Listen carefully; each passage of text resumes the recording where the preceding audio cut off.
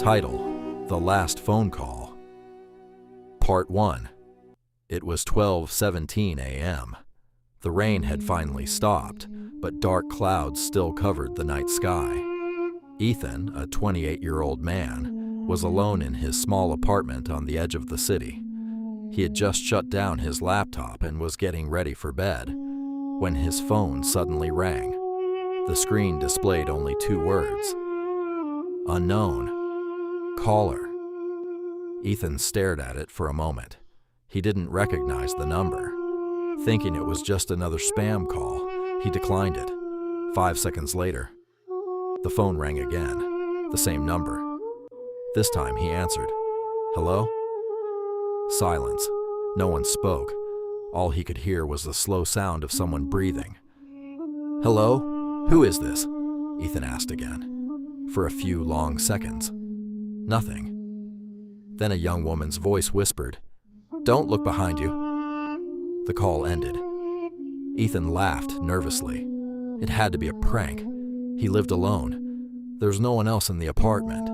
Still, without thinking, he slowly turned around. Nothing. The room was empty. Trying to forget the strange call, Ethan walked into the kitchen and poured himself a glass of water. When he returned, his phone screen was glowing. A new text message had appeared. "Why did you look behind you?" Ethan froze. His heart skipped a beat. How could anyone know he had turned around? Before he could think, his phone rang again. The same number. He answered immediately. The same voice returned. This time, it sounded terrified. "She's inside your apartment now." Ethan frowned. "What are you talking about?" No answer. Instead, he heard 3 slow knocks. Knock, knock, knock. At that exact moment, 3 knocks echoed from his bedroom door. Ethan's blood ran cold. He lived alone. No one had a key. No one was supposed to be there. Slowly, he walked toward the bedroom. His hand reached for the doorknob. Just as he was about to open it, his phone rang again. He answered. The voice screamed, "Don't open the door!" Ethan pulled his hand away. Suddenly, every light in the apartment went out. Darkness swallowed the room. Only the light from his phone remained. A new message appeared on the screen. "She's standing right behind you." Ethan couldn't move. His entire body froze. He didn't dare turn around. Then, he felt something. A cold breath, right against the back of his neck, and a soft whisper. So close. It sounded as if someone was standing only inches away. "Now, you can look at me." To be continued. Ethan's heart pounded so hard he could hear it in his ears. He wanted to run. He wanted to scream, but his body refused to move. The cold breath behind his neck suddenly disappeared. For a moment, everything was silent. Then, his phone vibrated. Another message. "Don't make a sound." Ethan slowly looked down at the screen. His hands were shaking. Before he could read anything else, he heard footsteps, bare feet, walking across the wooden floor. Step, step, step. The sound was getting closer, but there was no one in sight. His breathing became faster. He forced himself to turn around. The room was empty. No person, no shadow, nothing. Then he noticed something impossible. Wet footprints, small footprints, like those of a little girl. They appeared one after another, as if someone invisible was walking toward him. Each footprint was fresh, each one dripping with water. The trail stopped just a few feet away from Ethan. Then, his phone rang again. He answered without thinking. The same frightened voice whispered, "Don't let her touch you." Ethan shouted, "Who are you? What is happening?" The woman didn't answer. Instead, she began to cry. Then the call ended. Suddenly, The bedroom door slowly creaked open by itself. The hallway beyond was completely dark. A child's laughter echoed through the apartment. Soft, slow, and completely unnatural. Ethan grabbed the nearest flashlight from a drawer. Its weak beam cut through the darkness. As he pointed it toward the hallway, he saw her, a little girl, standing perfectly still. Long black hair covered her face. She wore an old white dress soaked with water. She didn't move. She didn't breathe. She simply stood there, watching him.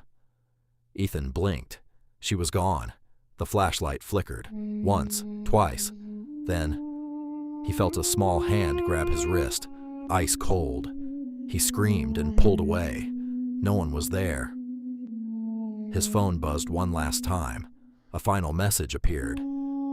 She knows you can see her now. Just then, every door in the apartment slammed shut at the same time. The windows shattered. The lights exploded. The room fell into a complete darkness. And from somewhere inside that darkness, a little girl's voice whispered, "You answered my call. Now you'll never escape." The apartment was silent. Not a single sound. No footsteps, no whispers, no laughter. Ethan slowly opened his eyes. He was lying on the living room floor. His head was pounding. The lights were back on. The broken windows were completely normal. The bedroom door was closed. Everything looked exactly the way it had before. For a moment, Ethan wondered if it had all been a nightmare. Then his phone vibrated. One new notification. Missed call. Unknown caller. His blood turned cold. The call had lasted exactly 13 minutes, but Ethan remembered talking for only a few seconds. Something had happened during those missing minutes. Something he couldn't remember. With trembling hands, he opened the call history. There was an option he had never noticed before. Play recording. His phone had automatically recorded the entire conversation. Ethan pressed play. At first, there was only silence. Then he heard his own voice. "Hello?" The same breathing, the same warning. Everything happened exactly as he remembered. But after that, the recording continued, even though he had no memory of it. He heard himself talking, but his voice sounded different. Slow, weak, almost hypnotized.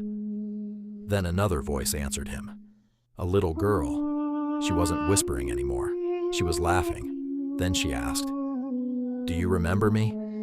Ethan's recorded voice replied, "Yes." His heart nearly stopped. He had never said that. He couldn't remember saying anything. The little girl laughed again. Then she said, "You promised you would never leave me alone." The recording suddenly filled with loud static. Then came a scream. It was Ethan's. So loud, so terrified, that he dropped the phone onto the floor. His breathing became faster. Who had recorded this? And why couldn't he remember it? Just then, his apartment doorbell rang. Once, twice, 3 times. Ethan slowly walked toward the front door. He looked through the peephole. A police officer stood outside. Relieved, Ethan quickly opened the door.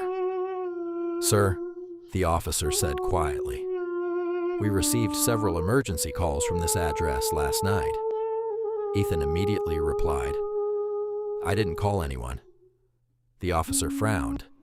"That's strange, because the caller knew your full name, and they kept saying—" The officer stopped speaking. His face turned pale. "What?" Ethan asked. The officer looked directly into Ethan's eyes. "They kept saying, 'Please save Ethan before she remembers him.'" The hallway suddenly became freezing cold. The officer looked behind Ethan. His expression changed instantly. His eyes filled with horror. "What is that?" he whispered. Ethan slowly turned around.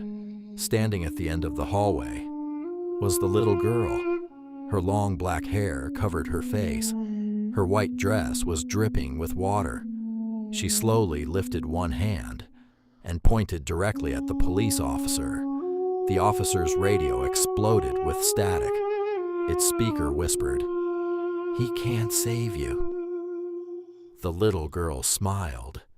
For the first time, Ethan could finally see her face, and the moment he did, he realized something impossible. He knew her, but he had no idea how. To be continued. Ethan couldn't take his eyes off the little girl. She stood perfectly still. Water dripped from the edge of her white dress. Her long black hair slowly moved across her face, even though there was no wind. The police officer reached for his flashlight. "Sir, stay behind me." His voice trembled. He pointed the flashlight toward the girl. The beam touched her face. For a split second, she disappeared. Then, she was standing much closer. Neither Ethan nor the officer had seen her move. The hallway suddenly became freezing cold. Every light inside the apartment began to flicker. The officer grabbed his radio. "Dispatch, I need backup." Only static answered. Then a child's voice came through the speaker. "No one can hear you." The radio went silent. The officer slowly stepped backward. His face had turned completely pale. "I've seen this before," he whispered. Ethan stared at him. "What do you mean?" The officer swallowed hard. 10 years ago, a family disappeared after receiving calls from an unknown number. They were never found. The only thing left behind was a phone and one recording. Ethan felt his stomach tighten. The same voice? The officer nodded. The voice of a little girl. Suddenly, Ethan's phone rang again, unknown caller. He didn't want to answer, but the phone answered by itself.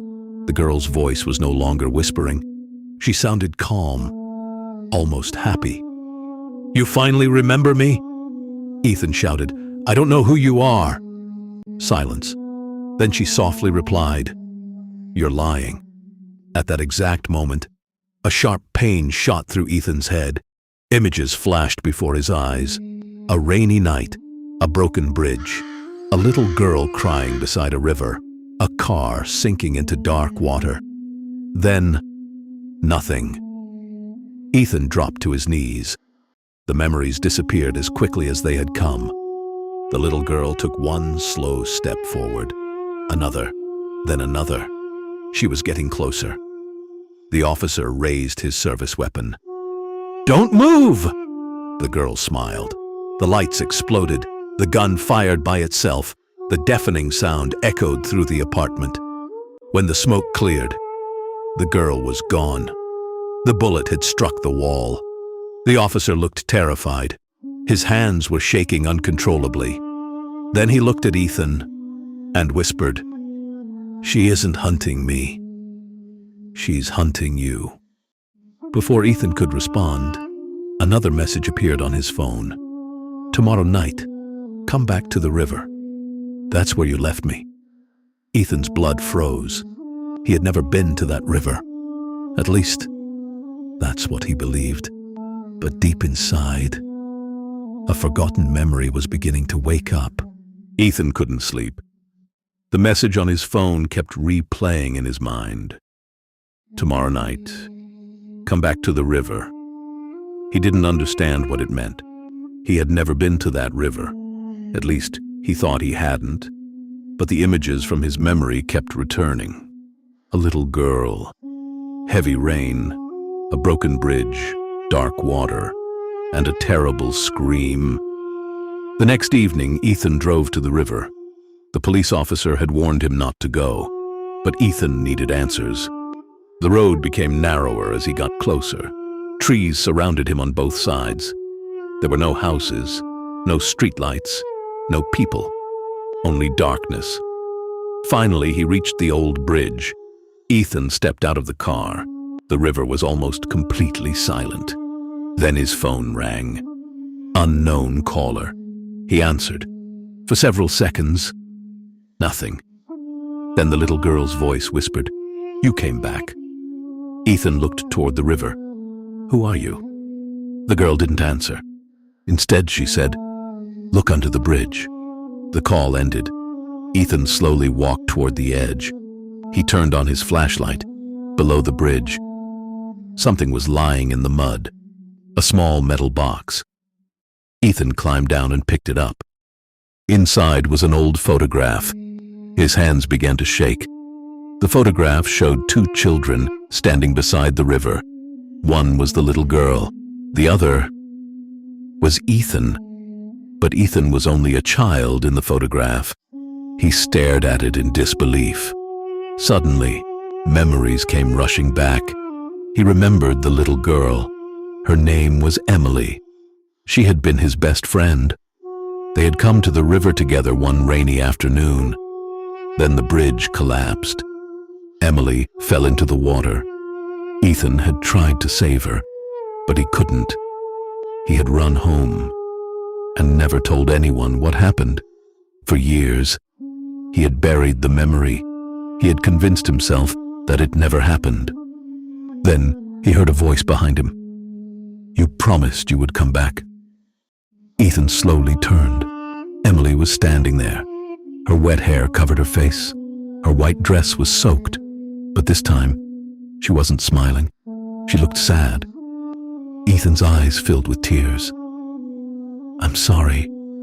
Emily slowly raised her hand. "Why did you leave me?" Ethan couldn't answer. Then she pointed toward the river. The water suddenly began to move violently. A child's hand rose from beneath the surface, then another, then dozens more. Ethan stumbled backward. Emily whispered, "I'm not the only one waiting down there."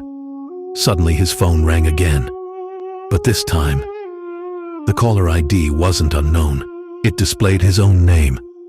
"Ethan." He answered, and heard his own voice whisper, "Don't trust Emily." Ethan froze. Emily's expression suddenly changed. Her eyes turned completely black, and she whispered, "You finally remembered." Behind Ethan, something climbed out of the river, something much larger than a human being, and it was coming toward him. To be continued. Ethan slowly turned around. Something was standing behind him. It was tall, far too tall to be human. Its body was completely covered in black, dripping water. Its face was hidden beneath long, wet hair. Ethan couldn't breathe. He stepped backward. The creature stepped forward. One step, then another. Emily stood beside the river, watching silently. Ethan shouted, "Emily, what is that thing?" She looked at him. Then she whispered, "You called it." Ethan shook his head. "No, I didn't." Emily pointed toward the phone in his hand. "Every time you answered the phone, you let it get closer." Suddenly, Ethan's phone began ringing. Again, and again, and again. The screen displayed his own name. Ethan calling. He dropped the phone, but it continued ringing. The creature moved closer. Ethan ran. He climbed up the riverbank and sprinted toward his car. Behind him, he heard footsteps, heavy footsteps. He didn't look back. He reached the car, pulled open the door, and started the engine. But the car wouldn't move. The engine was running, yet the wheels wouldn't turn. Then someone knocked on the driver's window. Knock. Ethan froze. Another knock. Knock. He slowly turned his head. Emily was standing outside the window. Her face was covered with water. She placed one hand against the glass. Then she whispered, "You promised you wouldn't leave me again." Ethan started crying. "I'm sorry, Emily." She smiled. Then suddenly, her face changed. Her eyes became completely black. Her mouth opened far wider than it should have, and another voice came from her throat, a deep, distorted voice. "You should have remembered sooner." The car doors locked by themselves. The windows rolled up. Ethan screamed and tried to escape. Then his phone rang. He looked down. The caller ID said, "Unknown caller." He answered. A familiar voice whispered, "Don't look behind you." Ethan froze. He remembered the first night, the first warning, the first phone call. Slowly, he looked into the rearview mirror. The creature was sitting in the back seat. Its face was inches away from his. Ethan screamed. The creature opened its mouth, but instead of a monster's voice, he heard his own voice. "You promised you would never leave her." The screen of Ethan's phone went black. The car went silent. Then, everything disappeared. The next morning, police found Ethan's car beside the river. The doors were unlocked. The engine was still running, but Ethan was gone. They searched the river. They searched the woods. They searched the old bridge. Nothing. Only one thing was found inside the car. Ethan's phone. The battery was completely dead, but when one of the officers picked it up, the screen suddenly turned on. A new recording appeared. 13 minutes and 17 seconds. The officer pressed play. At first, there was only static. Then Ethan's voice whispered, "If you're hearing this." He paused, then continued, "Don't answer the phone." The recording ended. The officer stared at the phone. Then, it rang. Unknown caller. The officer didn't answer. The phone stopped. A few seconds later, it rang again. Still, he didn't answer. Then a text message appeared. He already answered. The officer looked around. The other officers were standing several feet away. He was completely alone. Then, a little girl's voice whispered directly behind him, "Now it's your turn." The officer slowly turned around. The screen went black, and somewhere beside the river, a phone began ringing again. 12:17 a.m. The end.